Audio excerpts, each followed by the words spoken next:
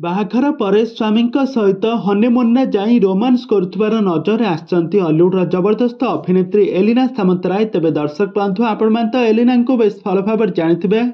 ଏଲିନା ହେଉଛନ୍ତି ଓଡ଼ିଆ ସିନେମା ଜଗତର ଜଣେ ବହୁ ପ୍ରତୀକ୍ଷିତ, ଓଡ଼ିଆ ସିନେମା ଜଗତର ଜଣେ ବହୁ ସୁନ୍ଦର ନାଁ କମେଇ ପାରିଥିବା ଜଣେ ଆଗ ଧାଡ଼ିର ଅଭିନେତ୍ରୀ ଏଲିନା ଗତ ଦିନମାନଙ୍କରେ ସେ ତାଙ୍କ ପୁରୁଷ ବନ୍ଧୁ ଅନୁରାଗ ପଣ୍ଡାଙ୍କୁ ବିବାହ କଲେ। ବାହାଘର ପରେ ସେ ଏବେ ତାଙ୍କ ସ୍ୱାମୀଙ୍କ ସହିତ ହନିମୁନ୍ ଟ୍ରିପ୍ରେ ଯାଇଛନ୍ତି।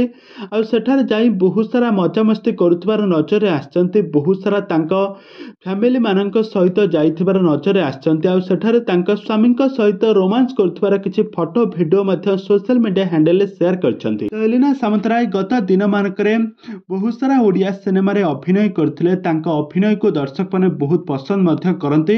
ଅଲିଉଡର ସମସ୍ତ ଆଗ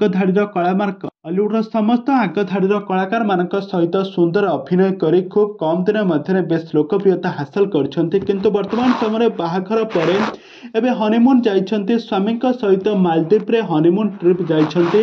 ଆଉ ସେଠାରେ ସ୍ୱାମୀଙ୍କ ସହିତ ବହୁତ ସାରା ମଜାମସ୍ତି କରୁଥିବାର ଭିଡ଼ିଓ ମଧ୍ୟ ବେଶ ଭାଇରାଲ ହେଉଛି। ତେବେ ଦର୍ଶକ ବନ୍ଧୁ, ଆପଣମାନଙ୍କୁ